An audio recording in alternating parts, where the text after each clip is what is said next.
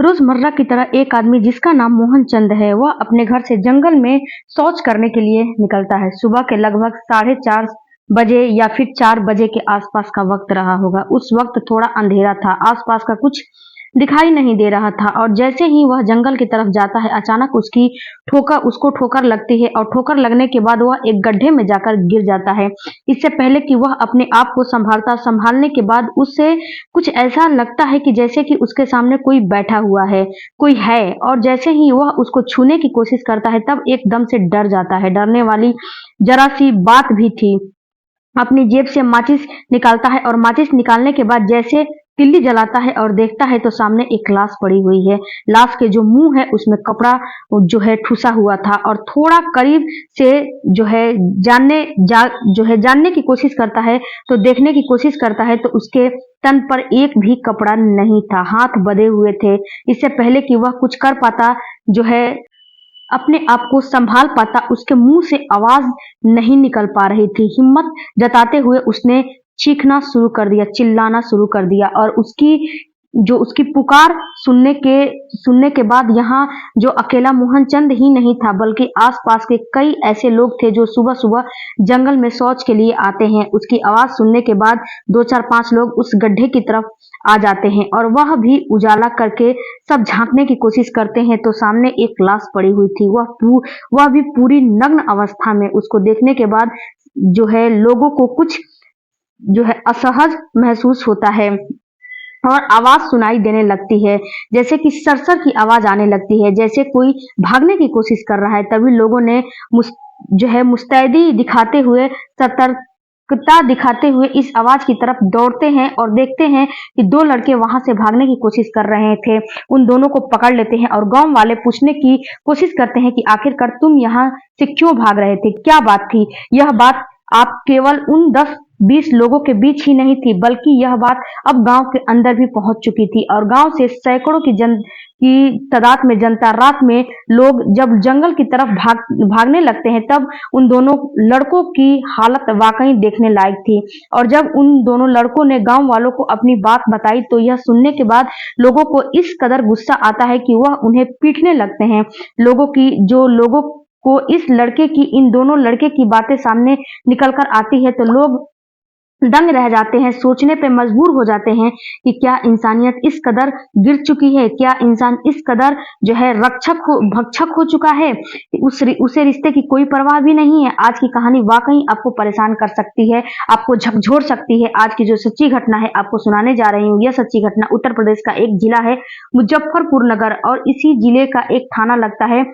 उस थाना क्षेत्र का एक गांव है लूना खेड़ा। जैसे ही गांव में यह मालूम होता है कि जंगल में एक लाश मिलती है और लाश के साथ 2 लड़के मिले हैं, तभी सभी लोगों की भीड़ जो है तोड़ता हुआ एक व्यक्ति गांव में आता है और गांव का एक संपन्न व्यक्ति है, एक बुजुर्ग व्यक्ति है जिसका नाम मोहर सिंह था। मोहर सिंह के पास जो है हाँफता हुआ दौड़ता हुआ आता है कि बाबा जल्दी से भाग कर चलो, हमारे दोनों बालकों को वह लोग मार डालेंगे। जैसे इतना सुना था कि बाबा दौड़ते हुए, क्योंकि उनकी उम्र लगभग 65 साल के आसपास, बुजुर्ग व्यक्ति, संपन्न व्यक्ति, अच्छे व्यक्ति, जिनकी पूरी गांव का हर एक बच्चा, एक एक व्यक्ति, एक एक जो महिला, सभी लोग इज्जत करते थे, आज उन्हीं के बच्चों पर जो है जान पे बन आई है। वह दौड़ते हुए जंगल की तरफ जाते हैं और वहां जाकर देखते हैं तो कम से कम 400 से 500 लोग थे। कोई उन दोनों लोगों को इधर खींच रहा था, कोई उधर खींच रहा था, कोशिश कर रहा था, कोई पूछने की कोशिश कर रहा था, कोई जानने की कोशिश कर रहा था कि आखिर तुमने ऐसा क्यों किया। तब उस बुजुर्ग व्यक्ति को लगता है कि मैं शायद इन लोगों को रोक नहीं पाऊंगा, और तभी वह दौड़ते हुए पहुंच जाते हैं पास के पुलिस थाने में और ऐसे चुपके से जाकर कहते हैं। सुबह के लगभग 5 या 5:30 बजे के आसपास का वक्त रहा होगा। 1 से 1.5 घंटा बीत चुका था और वह दोनों लड़के उन लोगों की गिरफ्त में थे। थाने में जाकर चीखना चिल्लाता है, कहता है साहब जल्दी से चलो, गांव के जंगल में मेरे बच्चों को, मेरे पोतों को कुछ लोग मार डालेंगे, उन्हें बचा लो। जब बस पुलिस बात सुनती है और जैसे तैसे वह वहां से टीम गठित करके जो है भारी पुलिस बल के साथ उस बुजुर्ग व्यक्ति को अपनी कार में बैठाकर लेकर सीधे घटना स्थल पर पहुंच जाते हैं और वहां जाकर जो दृश्य देखते हैं पुलिस वाले, वह भी दंग रह जाते हैं, हैरान रह जाते हैं। एक गड्ढे में लाश पड़ी हुई है। तब तक काफी दिन भी निकल चुका था और दोनों लड़के होते हैं उनको कुछ लोग बुरी तरह से पीट रहे थे। वह एक तरफ से कह सकते हैं कि आध मरे हो चुके थे, उनकी आवाज भी नहीं निकल पा रही थी।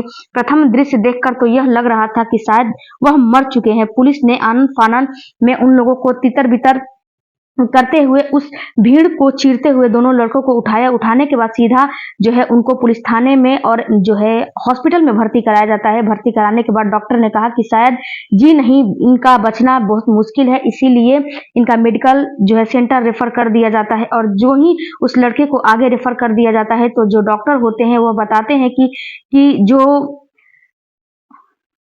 इन लोगों को काफी मारा पीटा गया है और मार पीट के इनको बहुत ज्यादा जख्मी कर दिया गया है। उन दोनों लड़कों का जो मेडिकल सेंटर में उपचार चल रहा था और गांव के लोगों में लगातार जो है आक्रोश बढ़ रहा था। लोग कह रहे थे कि इन्हें क्यों बचाया जा रहा है, ऐसे दरिंदों को मार दिया जाए या खत्म कर दिया जाए, यह करने दिया जाए तो ही बेहतर है। पुलिस वाले शांत कराते हैं और बड़ी संख्या में ग्रामीण लोग इस अस्पताल की तरफ पहुंच जाते हैं जिस हॉस्पिटल में उनका इलाज चल रहा था। पुलिस किसी तरह ग्रामीणों को समझाकर शांत कराती है, उन्हें अपने घर भेज देती है। लगभग 3 दिन गुजर जाते हैं और 3 दिन के बाद उन दोनों लड़कों को होश आता है। उन दोनों लड़कों के नाम, एक का नाम पंकज और दूसरे का नाम हरिओम उर्फ बिट्टू। पंकज जो है वह गांव के जमींदार का बेटा रहता है, यानी कि पोता रहता है। बहुत अमीर व्यक्ति का कह सकते हैं, एक किसान है, मोहर सिंह उनका पोता है। जब उससे पूछा जाता है कि आखिरकार क्या बात थी जो गांव वाले बोल रहे हैं, क्या वह सच है या फिर ऐसे ही गांव वाले कुछ बातें बना रहे हैं,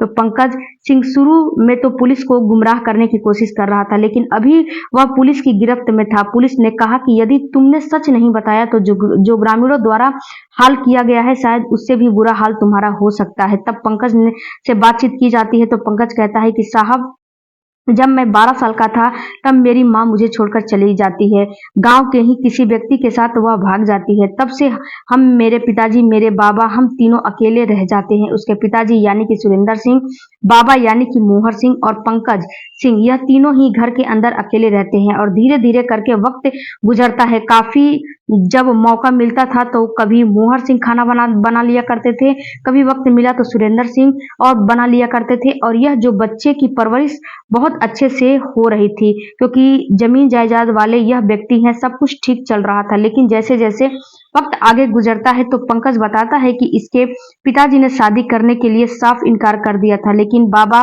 बार बार एक बात कहते थे कि कब तक हम अपने हाथों से रोटियां बनाएंगे, कब तक हम अपने हाथ को जलाते रहेंगे, जिंदगी भर हम क्या रोटियां ही बनाते रहेंगे।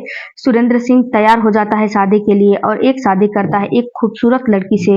वह लड़की इतनी खूबसूरत थी कि गांव में चर्चा का विषय बन जाता है कि सुरेंद्र सिंह ने बड़ी खूबसूरत लड़की से शादी की है, अपने ही बेटे से, यानी कि अपने ही बेटे की उम्र से मैच करते 3 साल बड़ी ये लड़की थी, यानी कि बेटे का उम्र 19 से 20 साल का था और ये लड़की का उम्र 22 से 23 साल के आसपास रही होगी। सब कुछ ठीक ठाक चल रहा था और जैसे ही वह शादी होकर क्योंकि परिवार की मर्जी से हुई थी तो वह जो सहमति से हुई थी, तो बारात जाता है, गांव के लोग भी जाते हैं और जो भी शादी समारोह की औपचारिकताएं होती हैं ठीक वैसे ही शादी होती है। इस शादी से ना गांव वालों को, ना जो है सुरेश को, यानी कि किसी को भी कोई एतराज नहीं था, कोई परेशानी नहीं थी। आखिरकार जब यह लड़का और उसके घर वाले, जब सब कुछ ठीक चल रहा होता है तो एक दिन इसके बाबा मोहर सिंह ने देखा कि जो पंकज है वह अपनी माँ को माँ नहीं कहता है, उसका नाम लेता है पुष्पा। उस महिला का नाम पुष्पा होता है जिससे कि उसके पिता की शादी हुई थी। कहता है कि पुष्पा खाना दो, पुष्पा दूध दो, पुष्पा यह करो, पुष्पा इधर आओ, पुष्पा उधर का आओ, यानी कि तरह तरह के डिमांड करता है।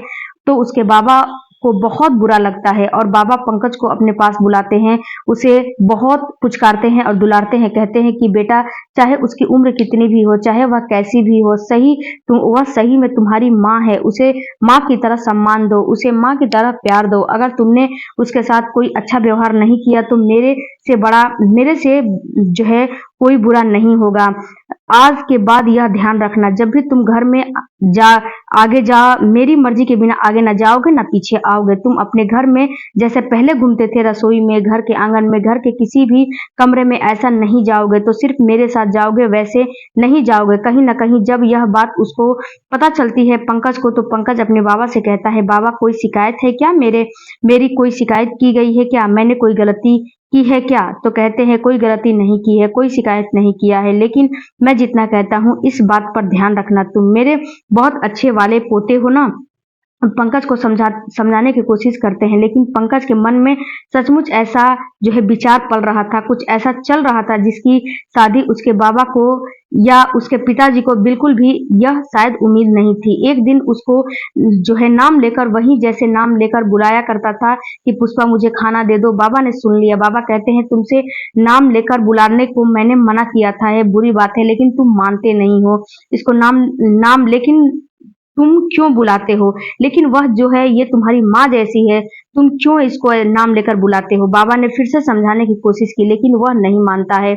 और यहाँ से जितना उसके बाबा, जितने उसके पिता उसको रोकते थे, उतना ही वह छुप छुप के दुबक दुबक कर जैसे भी मौका मिलता था उसको देखने की कोशिश करता था। कभी नहाते हुए इसको देखने की कोशिश करता था, कभी खाना खाते हुए, कभी खाना बनाते हुए, कभी मतलब कि उसके ऊपर उसका गलत निगाह पड़ चुका था। हद तो तब हो जाती है जब एक दिन वह अपने सौतेली माँ का हाथ पकड़ लेता है। यह बात पुष्पा को बहुत खराब लगती है और पुष्पा रोते हुए मोहर सिंह के पास जाती है और बोलती है कि बाबा यह लड़का मुझे बहुत परेशान कर दिया है, तुम मुझे उस लड़के को समझाते क्यों नहीं हो? आप अच्छी तरह से उसको समझा दो, कोई तुम्हारी।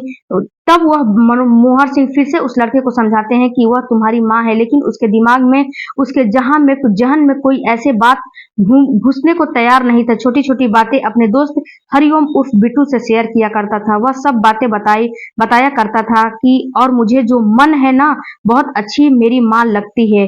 खैर मुंह से निकलते ही नहीं, पुष्पा मुझे बहुत अच्छी लगती है। पता ही नहीं पिताजी को कितनी इतनी खूबसूरत जो है लड़की मिल गई।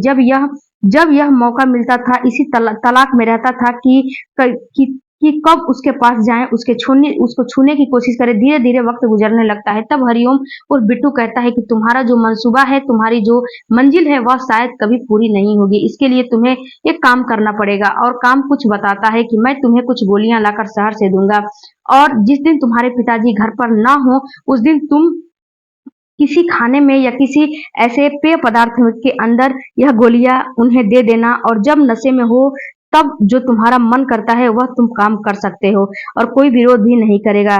ठीक ऐसे ही उसको दिन के इंतजार थे। उसके पिताजी जंगल भी जाया करते थे, उसके पिताजी कभी मंडी भी जाया करते थे, कभी शुगर मिल पे जाया करते थे। वह मौके की तलाश में रहता था। उसे मौके जिस दिन, क्या उसके पिताजी उस दिन रात को घर पर ना हो, और यह एक दिन ऐसा ही मौका आता है जब उसके पिताजी सचमुच घर पर नहीं थे, और घर के अंदर जो दूध रखा हुआ था, क्योंकि पूरे घर के सभी लोग को दूध पीने की आदत थी, और वह जो गोलियां का पत्ता मिला था उसमें 10 की 10 गोलियां वह दूध के अंदर मिला देता है। मिलाने के बाद उसकी सौतेली माँ और उसके बाबा दोनों ही दूध पी लेते हैं, और दूध पीने के बाद वह दोनों पूरी तरह से सो जाते हैं। और जैसे उनकी आंख लगती है, आंख लगने के बाद आखिरकार उसको एक मौका मिल जाता है। वह किसी तरह से एक जो है प्रवेश करता है कमरे में, कमरे के अंदर जाने के बाद उसे अपनी माँ को, यानी कि जो सौतेली माँ होती है पुष्पा को, वह झकझोरने की कोशिश करता है, उठाने की कोशिश करता है, और वह नहीं उठती है। तब वह बहुत ज्यादा खिलखिलाकर हंसता है, क्योंकि जैसे कि उसकी माँ सोई हुई थी, ठीक वैसे ही उसके बाबा भी सोए हुए थे, और उसने प्लानिंग की थी कि पूरे दूध में, इसीलिए उसने जो है गोलियां मिलाया था कि यदि पिताजी भी आ जाते हैं तो अचानक से, तो वह भी दूध पीने की उनकी आदत थी, तो वह भी दूध पी लेंगे और सो जाएंगे। फिर वह दौड़ता हुआ बाहर जाता है, अपने दोस्त से कहता है कि जो हमने प्लान बनाया था वह प्लान कामयाब हो गया है।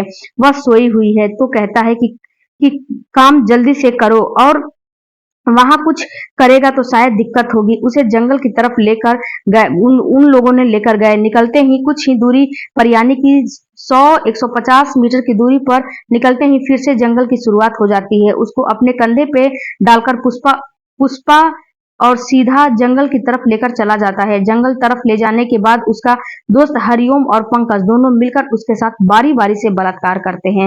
एक तरह से इन दोनों में होड़ पैदा हो जाती है कि कौन ज्यादा बार करेगा, और ऐसे करते रहते हैं। अचानक इस महिला की आंख खुल जाती है, और जैसे उस महिला ने जो है आंख खुलती है तो चिल्लाने की कोशिश करने लगती है। उसी के कपड़े से जो उसका सलवार था उससे उसका मुंह बांध देते हैं, दुपट्टा था उसके मुंह में ठूस देते हैं ताकि वह आवाज न लगा सके। साथ ही उसकी जो हाथ होते हैं उन हाथों को वह जो है सलवार से बांध देते हैं और उसके बाद फिर उसके साथ फिर से वही गंदा काम करते हैं। रात के 10 बजे का वाकया था। 10 से लेकर ऐसे चलता रहा, करते करते रहे ये दोनों।